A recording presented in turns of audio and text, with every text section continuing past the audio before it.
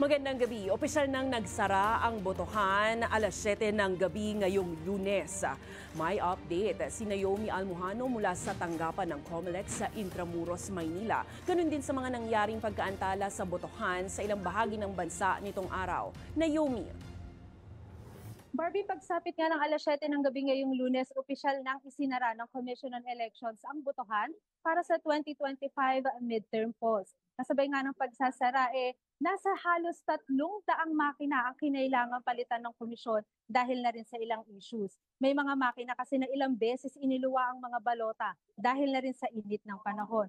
At Barbie, kasing init nga ng panahon ang mga naging tagpo sa ilang presinto sa bansa.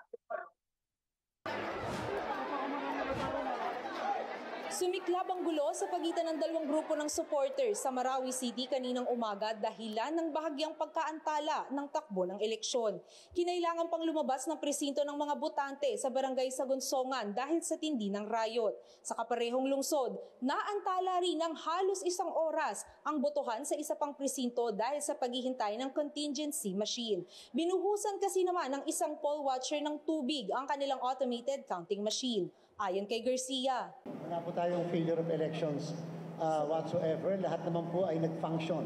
Samantala, pinayagan naman bilang electoral board ang kapulisan sa Dato Odin Sinsuat na kasalukuyang nasa COMELEC control. Kasunod ito ng pangaharang ng hindi kinilalang mga grupo sa mga gurong may dala ng election paraphernalia palabas ng munisipyo, kaya na-delay ang eleksyon.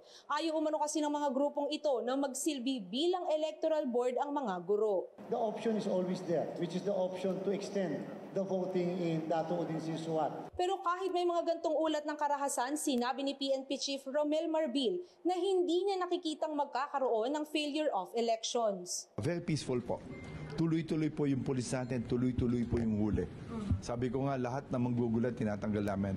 And we want arrest. Samantala, naging problema rin ng ilan ang paghahanap ng kanilang presinto at ang mahabang pila. Ang senior citizen na si Nanay Senaida mula sa Silang Cavite, muntik pang uminit ang ulo ng halos 10 minutong nag-antay para hanapin ang kanyang pangalan sa presinto. Nagpunta na ako sa kabila, itinuro ako dito. Pagdating ko dito sa pangalawa, hindi pa niya nahanap na mabuti. Tuturo na naman ako doon, kaya ako nainis. Kako ba naman hanapin nila mabuti bago magsalita na wala? Ang first-time voter naman na si Jeremy mula Tagaytay City, alas 7:30 pa lang ng umaga nakapila na, pero mag-aalas 9:30 na nakapasok ng presinto. Nakakabigla po kasi ang dami po pala talagang tao kahit sobrang early niya na. And then with sa rooms po, halo-halo na po din kasi yung ibang precinct sa isang room.